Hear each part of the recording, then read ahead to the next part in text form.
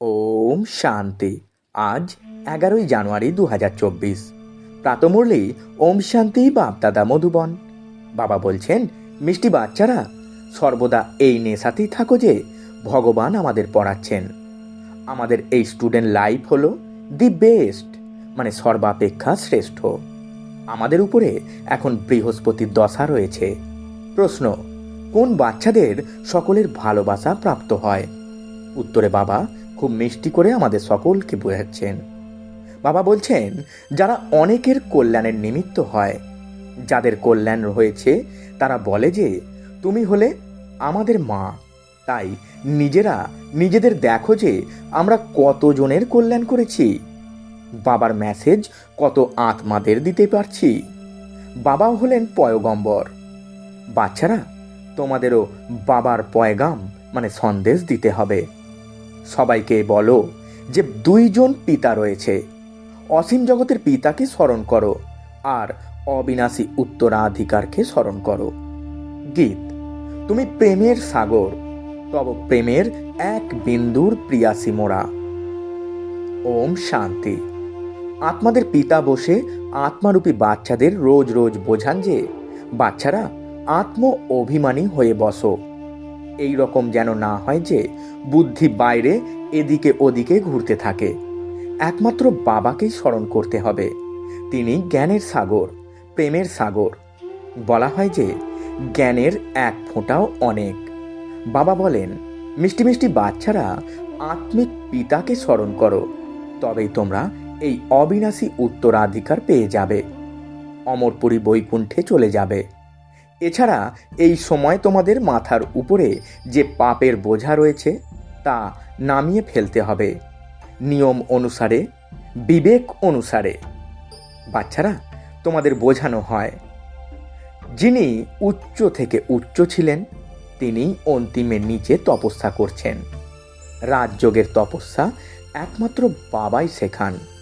হঠযোগ হলো সম্পূর্ণ আলাদা। ওটা হলো পার্থিব জগতের, আর এ হলো অসীম জগতের। ওটা হলো নিবৃত্তি মার্গ, এ হলো পবিত্রী মার্গ। বাবা বলেন, তোমরা বিশ্বের মালিক ছিলে। রাজা রানী যেমন হবে, প্রজা তেমনই হবে। প্রবৃত্তি মার্গের পবিত্র দেবী দেবতা ছিল। পরে আবার দেবতারা বাম মার্গে চলে যায়। সেসবেরও চিত্র রয়েছে। অত্যন্ত নোংরা চিত্র বানায়, যা দেখতেও লজ্জা করে, কারণ বুদ্ধিও সম্পূর্ণ ভ্রষ্ট হয়ে যায়। বাবার উদ্দেশ্যেই বলা হয় যে তুমি হলে প্রেমের সাগর। এখন প্রেমের তো এক ফোঁটা হয় না। এ হলো জ্ঞানের কথা। তোমরা বাবাকে জেনে বাবার থেকে অবিনাশী উত্তরাধিকার নিতে এসেছ। বাবা সদ্গতিরই জ্ঞান দেন। শুধু শুনলেই কি সদ্গতিতে আসতে পারবে? না, পারবে না। বাবা বলছেন, বাচ্চারা, এখান থেকেই তোমাদের নূতন দুনিয়ায় যেতে হবে। তোমরা জানো যে আমরাই বৈকুণ্ঠের মালিক হই। এই সময় সমগ্র বিশ্বে রাবণের রাজত্ব। বাবা এসেছেন তোমাদের বিশ্বের রাজত্ব দিতে। তোমরা সকলেই বিশ্বের মালিক ছিলে। এখনো পর্যন্ত চিত্র রয়েছে। এছাড়া লক্ষ বছরের কোনো কথাই নেই। একথা সম্পূর্ণ ভুল। বাবাকেই সদা ন্যায়পরায়ণ বলা হয়। বাবার দ্বারাই সমগ্র বিশ্ব ধর্মনিষ্ঠ হয়ে যায়। এখন সব হলো অধার্মিক। এখন বাবা বলছেন, বাচ্চারা, তোমরা বাবার থেকে অবিনাশী উত্তরাধিকার নিচ্ছ। এও কিন্তু ড্রামায় ফিক্সড হয়ে রয়েছে। জ্ঞান শুনতে শুনতে তারা আশ্চর্য রকমভাবে শুনন্তি, কথন্তি, ভাগন্তি হয়ে চলে যায়। বাবা বলছেন, প্রথমে শোনে, তারপর অন্যদের শোনায়, তারপর বাবার হাত ছেড়ে চলে যায়। ওহো আমার মায়া, তুমিও কত শক্তিশালী যে বাবার কাছ থেকে বিমুখ করে দাও। শক্তিশালী কেন হবে না? আধা কল্প তো তার রাজত্বও চলে।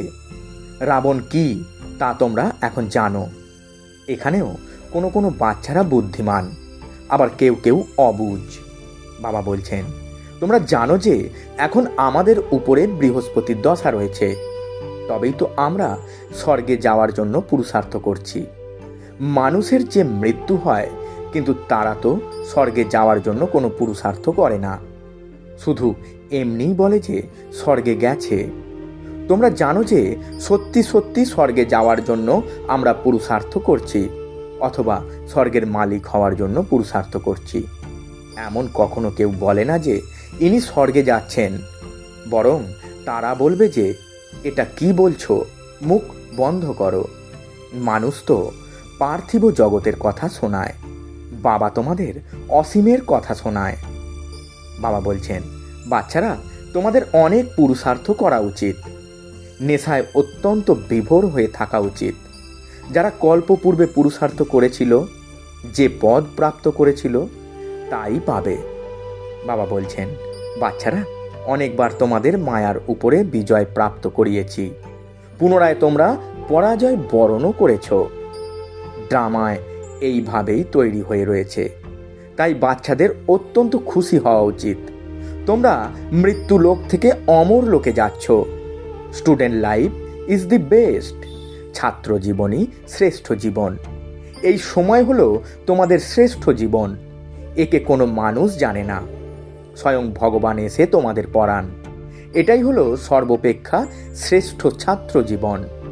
আত্মাই পড়ায়, আবার বলে যে এর নাম অমুক। আত্মাই শিক্ষক, তাই না? আত্মাই শোনে, তা ধারণ করে। আত্মাই শোনে, কিন্তু দেহ অভিমানের কারণে বুঝতে পারে না। সত্যযুগে বুঝতে পারবে যে আমরা অর্থাৎ আত্মারা এই শরীর প্রাপ্ত করেছি, আর এখন বৃদ্ধাবস্থা। অতি শীঘ্র সাক্ষাৎকার হবে যে এখন আমরা এই পুরানো বস্ত্র পরিত্যাগ করে নূতন পাব। ভ্রমরীর উদাহরণও এখনকার। এখন তোমরা জানো যে আমরা হলাম ব্রাহ্মণী। ড্রামার পরিকল্পনা অনুসারে যারাই তোমাদের কাছে আসে তাদের জ্ঞানের ভুঁ করো। তাদের মধ্যেও আবার কেউ কেউ কাঁচা থাকে, কেউ কেউ বিকারী হয়ে যায়। সন্ন্যাসীরা তো এই উদাহরণ দিতে পারে না। ওরা কি কাউকে নিজের মতো তৈরি করবে? না, করবে না। তোমাদের কাছে তো এইম অবজেক্ট রয়েছে। এই সত্যনারায়ণের কথা, অমর কথা, এসব তোমাদেরই। একমাত্র বাবাই সত্য কথা শোনান, এছাড়া আর সবই মিথ্যা। ওখানে তো সত্যনারায়ণের কথা শুনিয়ে প্রসাদ খাওয়ায়। কোথায় তা হলো সীমিত জগতের কথা, আর কোথায় এ হলো অসীম জগতের কথা। বাবা তোমাদের ডাইরেকশন দেন, তোমরা নোট করো। বাকি যত বই, শাস্ত্র ইত্যাদি রয়েছে এই সব শেষ হয়ে যাবে, পুরানো কোনো জিনিসই থাকবে না। মানুষ ভাবে যে কলিযুগ শেষ হতে এখনো 40,000 বছর বাকি রয়েছে, সেই জন্য বড় বড় ঘর বাড়ি ইত্যাদি তৈরি করতেই থাকে, খরচ করতেই থাকে। সমুদ্র কি ছেড়ে দেবে? এক ঢেউয়েই সব গ্রাস করে নেবে। না এই বোম্বে ছিল, আর না থাকবে।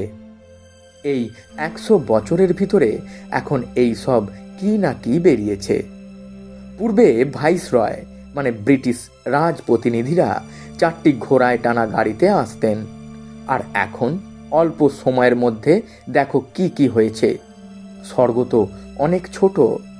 নদীর ধারে তোমাদের মহল হবে। বাবা বলছেন, বাচ্চারা তোমাদের উপরে এখন বৃহস্পতির দশা রয়েছে।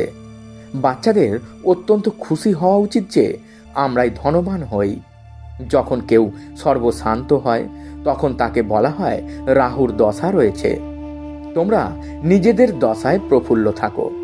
ভগবান অর্থাৎ বাবা আমাদের পড়ান। ভগবান আর কাউকে পড়ান কি? বাচ্চারা তোমরাই জানো যে আমাদের এই ছাত্র জীবন সর্বাপেক্ষা শ্রেষ্ঠ। আমরা নর থেকে নারায়ণ, বিশ্বের মালিক হই।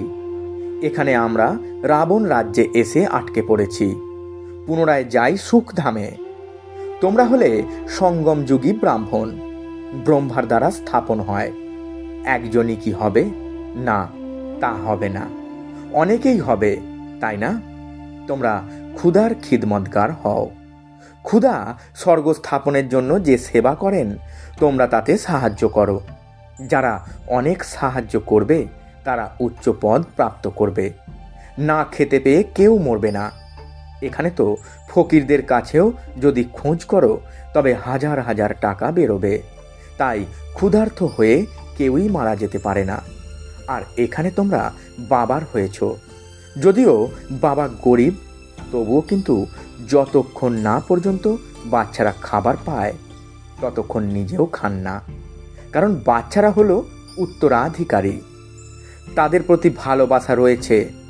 ওখানে তো গরিবের কোনো ব্যাপারই নেই। প্রচুর আনাজ বা সবজি থাকে, অগাধ ধন থাকে। ওখানকার লালন পালন দেখো কত সুন্দর। তাই বাবা বলেন যে যখনই অবসর পাবে তখনই লক্ষ্মী নারায়ণের চিত্রের সামনে গিয়ে বসো। রাতেও বসতে পারো, এই লক্ষ্মী নারায়ণকে দেখতে দেখতে শুয়ে পড়ো। ওহো, বাবা আমাদের এই রকম তৈরি করেন। তোমরা এরকম অভ্যাস করে দেখো যে কত আনন্দ হয়। তারপর আবার সকালে উঠে অনুভব শোনাও। লক্ষ্মীনারায়ণের চিত্র আর সিঁড়ির চিত্র সকলের কাছে থাকা উচিত।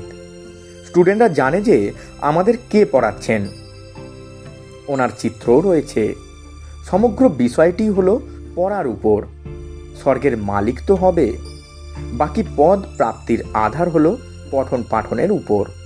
বাবা বলেন এই পুরুষার্থ করো যে আমি হলাম আত্মা, শরীর নয়। আমি বাবার কাছ থেকে অবিনাশী উত্তরাধিকার নিচ্ছি। বিশেষ কিছু কঠিন নয়, মাতাদের জন্য তো খুবই সহজ। পুরুষরা তো কাজকর্মে চলে যায়। এই এইম অবজেক্টের চিত্রের উপর তোমরা অনেক সার্ভিস করতে পারো। অনেকের কল্যাণ করলে তারা তোমাকে অনেক ভালোবাসবে। তারা বলবে যে তুমি তো আমাদের মা। জগতের কল্যাণের জন্য মাতারা তোমরা নিমিত্ত হয়েছ।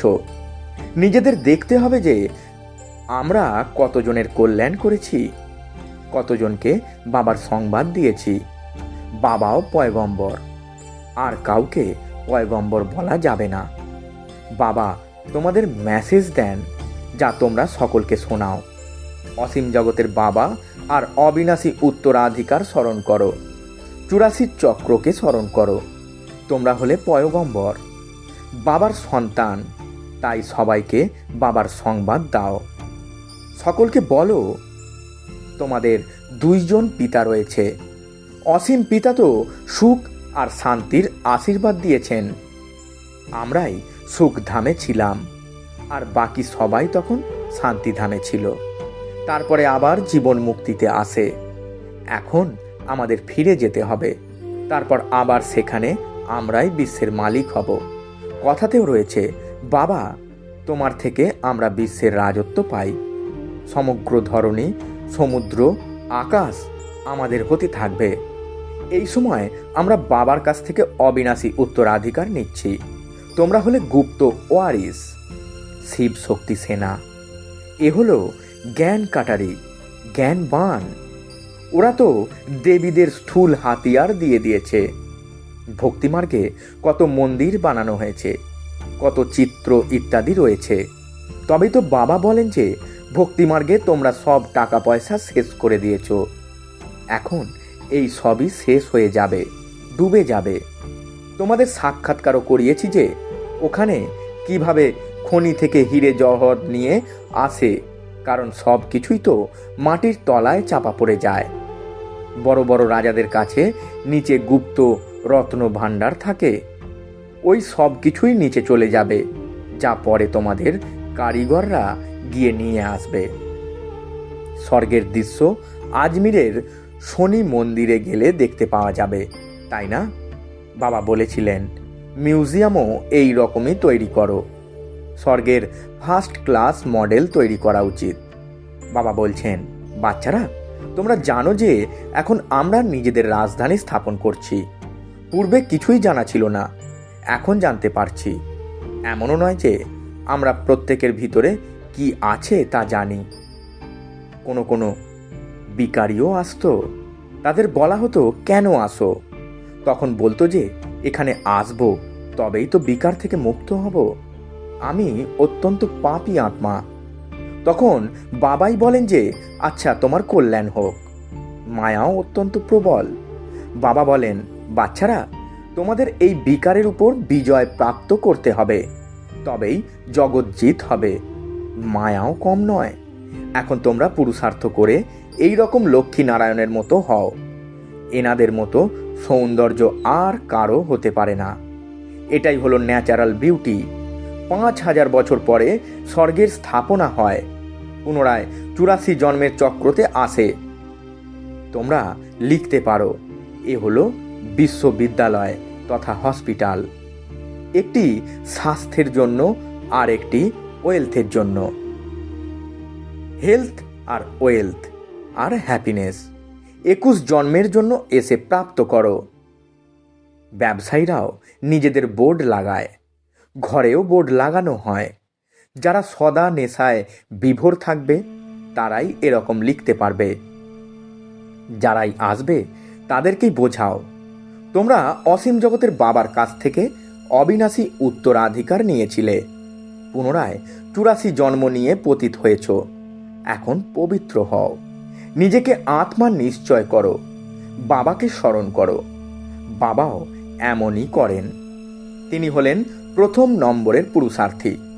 অনেক বাচ্চারা লিখেছে, বাবা ঝড়ঝাপটা আসে, এমন এমন হয়। আমি লিখি, আমার কাছে তো সব ঝড়ঝাপটা সবার আগে আসে। আমি প্রথমে অনুভবী হলে তবে তো বোঝাতে পারবো।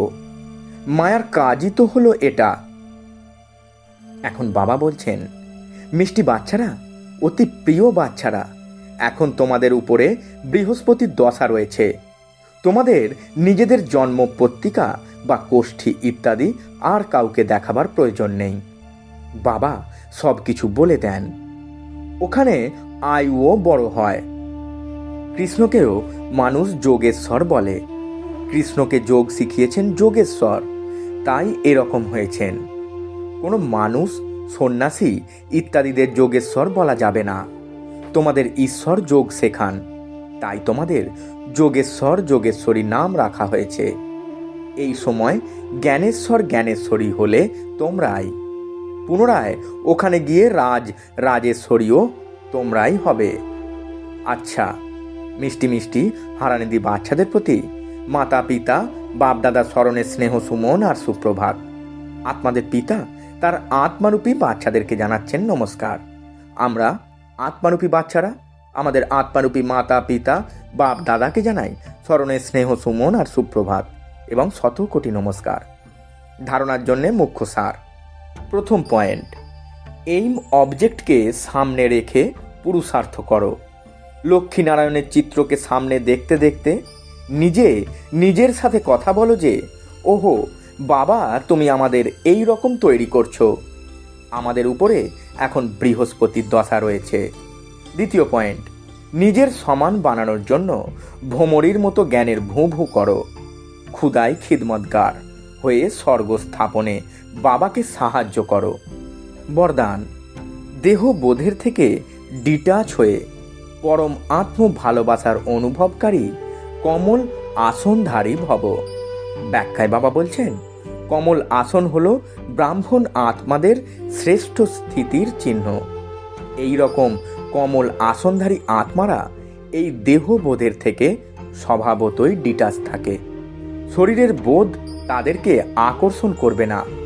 ব্রহ্মা বাবার যেমন চলতে ফিরতে ফরিস্তা রূপ বা দেবতা রূপ সব সময় স্মৃতিতে থাকত, সেই রকম দেহি অভিমানী স্থিতি সর্বদা থাকলে তাকে বলা হবে দেহ বোধের থেকে ডিটাচ।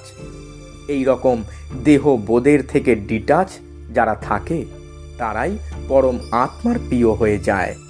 স্লোগান, তোমার বিশেষত্ব বা গুণ হলো প্রভুর প্রসাদ, তাকে নিজের মনে করাই হলো দেহ অভিমান। আজকের অব্যক্ত পালনা। অব্যক্ত সাইলেন্সের দ্বারা ডবল লাইট ফরিস্তা স্থিতির অনুভব করুন। ব্রহ্মা বাবার প্রতি ভালোবাসা থাকলে তবে এখন ব্রহ্মা বাবার সমান ফরিস্তা হও। সর্বদা নিজের লাইটের ফরিস্তা স্বরূপ যেন দেখতে পাওয়া যায় যে এই রকম আমাকে হতে হবে, আর ভবিষ্যতের রূপও যেন দেখতে পাওয়া যায়। এখন এটা ত্যাগ করেই ওটা গ্রহণ করলাম বলে যখন এই রকম অনুভূতি হবে তখনই বুঝবে যে সম্পূর্ণতা সমীপে রয়েছে। ওম শান্তি। নমস্কার।